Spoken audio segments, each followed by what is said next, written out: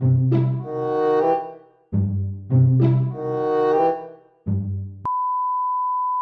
what's up guys? Welcome back to my channel. I know I am dressed completely different from how I was in the first part of this video.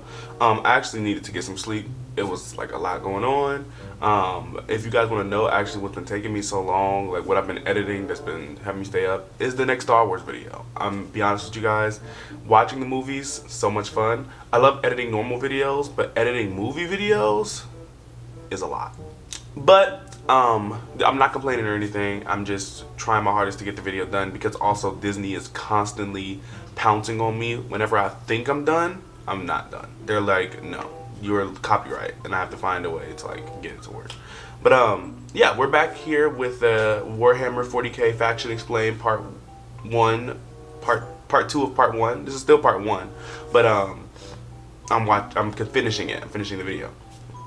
I appreciate all of the comments explaining to me what Warhammer is. One of my friends actually reached out to me after he watched my video, and he was just like, this is exactly what Warhammer is. Oh, and I was like, okay, cool.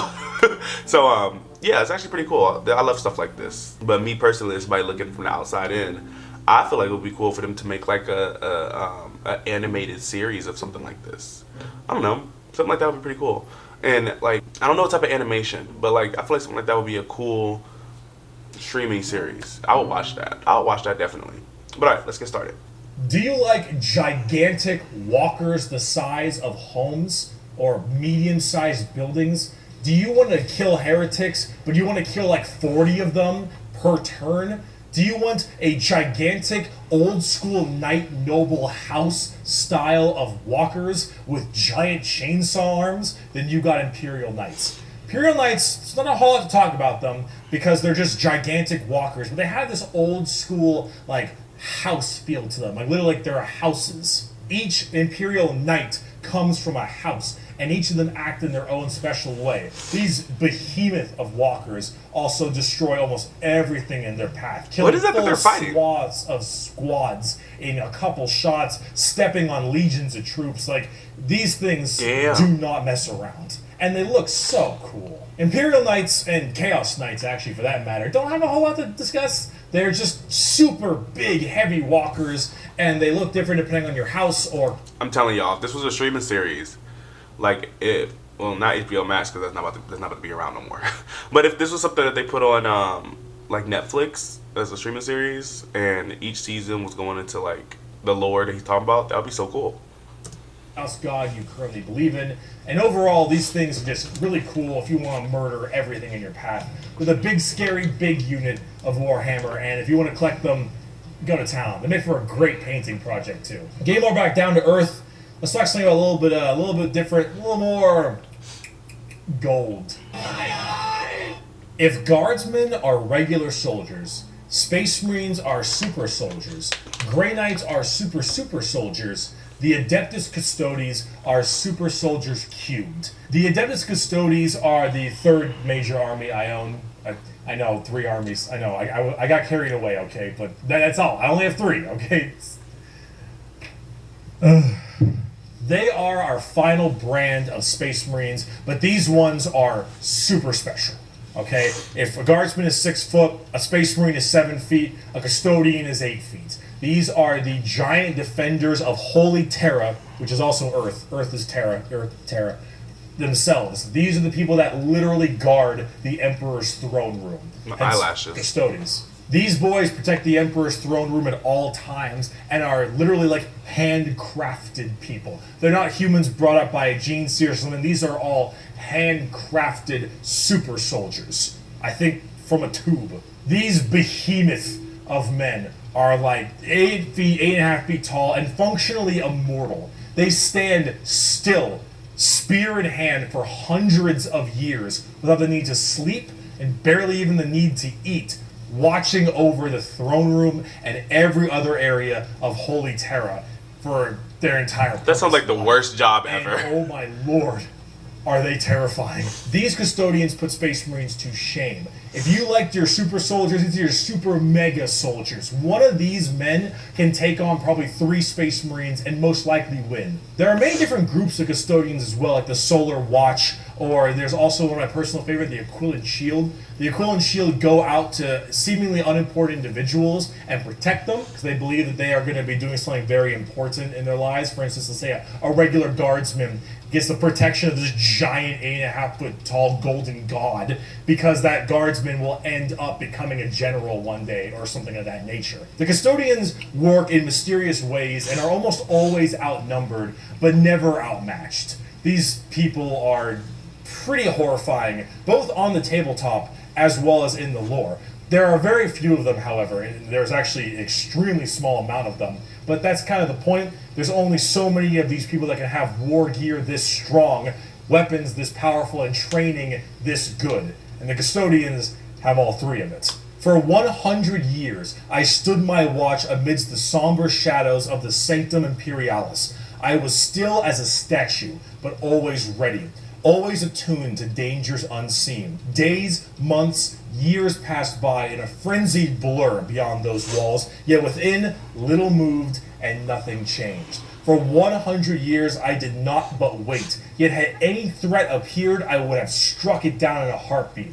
For 100 years I stood my watch, and as it ends I can tell you this: patience is a weapon. The custodians are the top dogs of the Imperium, and they hurt just that same way. Though I do want to discuss a little bit about the Sisters of Silence before we get out of here, because the Sisters of Silence I also have a few of, and they're really fun, but they don't get enough attention. These kind of bald plume ladies are a whole group of pariahs, or also known as blanks. We'll be referring to them as blanks from now on. So as every mind is somewhat connected to the warp, these blanks are a genetic mutation that has it suppressed heavily. Because of that mind suppression, normal people feel this weird, like, uncomfortable nature when around them. When a Sister of Silence walks past them, you feel ill. You feel just uncomfortable and strange. So most of them don't actually live past childhood, because once they are birthed, they're, well, you know, killed or something at a very young age, because they just emit a horrifying aura. These ladies, however, are guardians of the throne as well for more psychic threats. See, none of the custodians are psychers, so they have a difficult time dealing with major demons and other kinds of psychic phenomena. These sisters are extremely specialized in it, all of them taking a vow of silence as they don't speak, hence the term Sisters of Silence, but they communicate through hand gestures and things of that nature. But if there's a demon issue, if there's any kind of warp-based problem, the sisters are extremely adept at dealing with them, thanks to their blank gene. They normally work a lot of time with the custodians because they have to deal with both kinds of threats, but they're not represented that way on the tabletop. In fact, they only have like one real model for them, which is very unfortunate. I hope they'll get some like news soon, because I think they should really be working together as it is that way in the lore, but hopefully we'll get there soon. But if we're talking about blanks, let's talk assassins. Officio Assassinorum?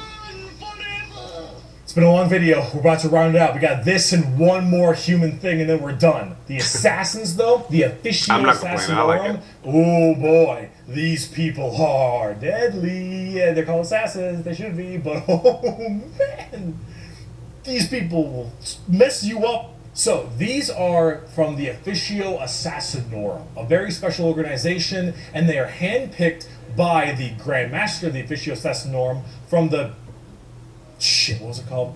Schola Progenium. It's basically an orphan school. If your parents got murdered by demons or something, you get sent to this and you get trained to be whatever. Tempestus Drop Troop, an Inquisitor, maybe even.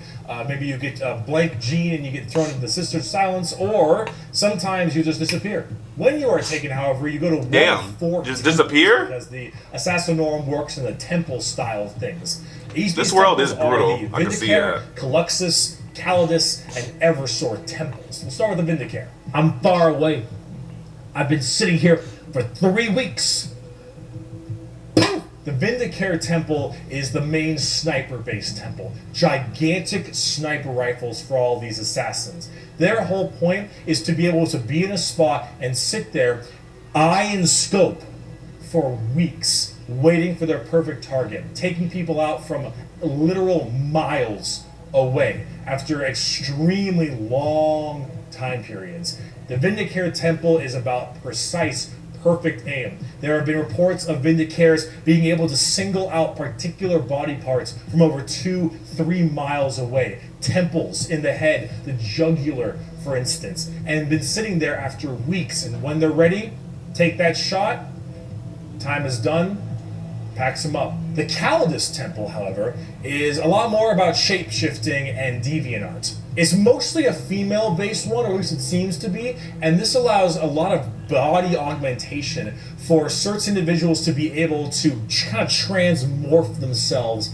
and infiltrate areas that are problems. These assassins will end up taking missions that take them years, 2-3 years, to infiltrate a heretical group and slowly work their way up, just to get enough time to put a bullet into the main target's head and then escape unharmed. Or become the main target and sabotage it from within. These are all completely about deception, mind tricks, that's actually really cool, and everything in between. And lots of drawings.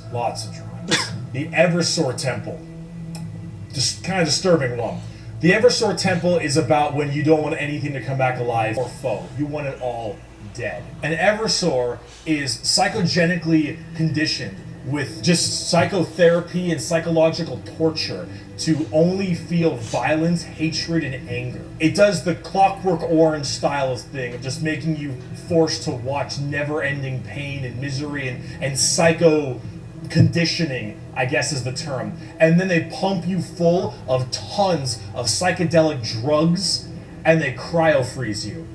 And then they drop you in an area where they just want to make sure everything is dead. And then you defrost, full of just all this insane, mind-boggling psychotherapy and psychedelic drugs, and you just go to town. Yeah, if you don't care if anyone comes back alive. You're like, all right, lost cause, send them in. Finally, there's the most bizarre temple, the Caluxus Temple. The Caluxus assassins are feared even among the other temples. So that blank gene, the people will go to the Caluxus Temple with this as well.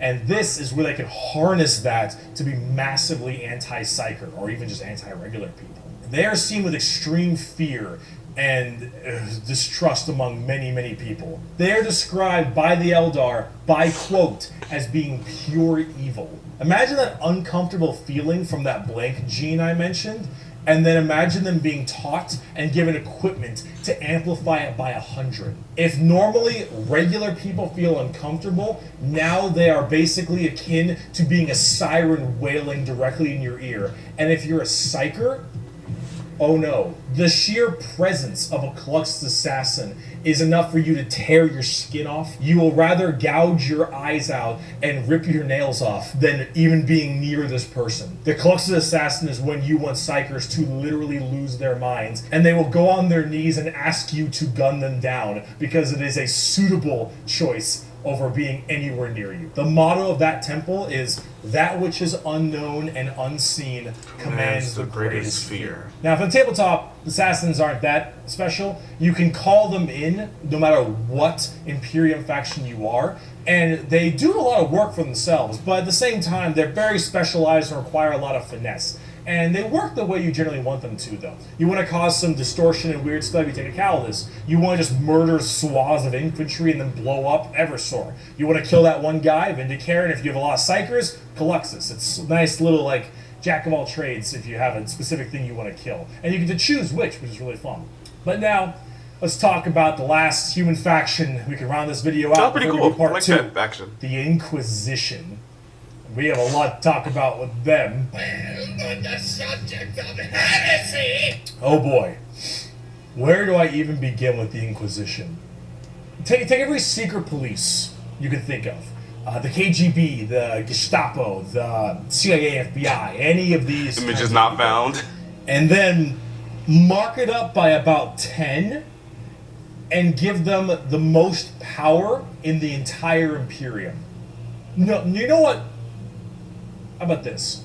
This right here, it's not just a quote. This is the Imperial motto, the motto of the Inquisition. I apologize for my bad pronunciation. Innocentia nihil probat. Innocence proves nothing. The most powerful organization in the Imperium, the secret police, their number one motto is innocence proves nothing. The Inquisition goes around like the secret police or like detectives to find issues in the Imperium. And they have different ordos depending on which one we're talking about. The Ordo Hereticus, the Ordo Xenos, the Ordo Malleus, for instance, and a whole bunch of other ones. Hereticus is obvious, they deal with heretics. Xenos tries to find alien threats, and Malleus is demons. They all have different specializations in what they're trying to go for as this Inquisitor. And that's what they're called, Inquisitors. Each of them, as an Inquisitor, has their own free reign to do as they wish. They may have a ship and a crew, and they go out to find problems and interrogate people a lot. They are above the law in every department over Space Marines. Now, the Space Marines might argue against them and stuff, and there might be a lot of blowback, but technically they are above them as Inquisitors.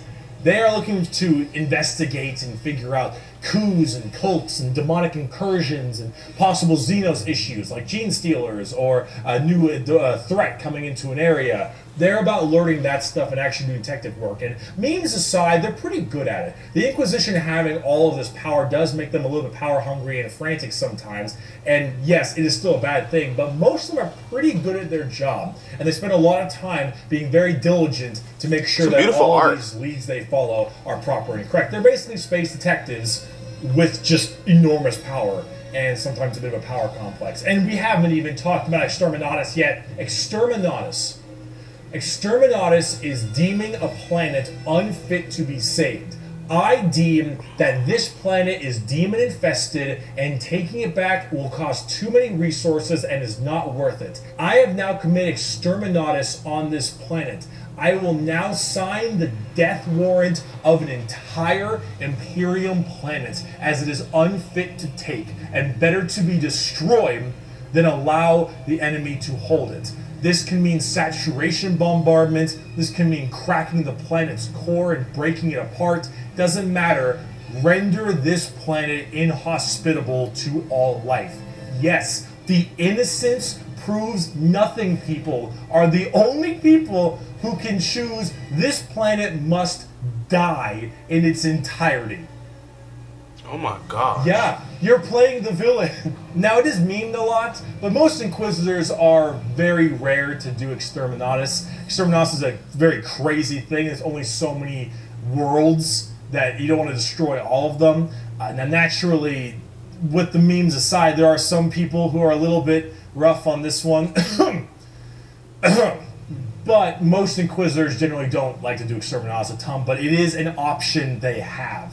And it's a crazy option when you think about it. Secret Police Inquisition are unfortunately not represented on the tabletop very much. You generally kind of put one in your army if you feel like it. You have a couple special options there and some side content, but they're not really fleshed out very well, and personally they need a lot more stuff put in there, and they really need a lot more effort put into them, and they're not quite where I want them to be. Overall, the Inquisition makes for a lot of the best storytelling as well, because it's a little bit hard to talk about a big story of a whole bunch of Space Marines killing something. Right, it's just a big battle story. It's not as interesting. Having that intrigue and that moral dilemma that an Inquisitor has makes for a lot better media. And honestly, the more people do it, I think it's better, because then it adds a little more humanity to the Warhammer horrible, horrible grimdarkness. And wow, we just finished the humans, alright? Come back for part 2 when we talk about Chaos and Xenos, because we got to talk about the 4 Chaos Gods and all the Chaos Marine Legions and the Tau and the Necrons and the Orcs, and oh boy, we got a lot. I'll see you in part 2. Alright, so that was actually pretty cool. Honestly, I loved every single bit of this. This was actually pretty cool. So thank you to the person that did recommend this. I don't know if I'm going to fully get into Warhammer outside of videos, of course. But I do think I will be looking into it, because I think it is pretty cool. And I think it'll be something pretty, it'll just be, I don't know. I think it'll be a fun little thing. But at the same time, I'm always extremely busy, so I can barely get into things. That's why I'm either doing YouTube or working on something or working on stuff for my comics or working. I'm always working on something or just working, just going to work because I have a job. But I do appreciate you guys for watching. I love this. Go check Bricky out. He's so cool. I could tell he put a lot of work into this video. The editing alone is just crazy, and I know his notes and everything that he had written down was a lot to get this done. So go check him out. He deserves all the love and respect. And I appreciate you guys for clicking. I do hope you guys have a wonderful day. Thank you guys for watching my video as well, and I will see you guys next time. Hopefully I can get this Star Wars video done. If I can't, I already have another video scheduled. So I'll see you guys then.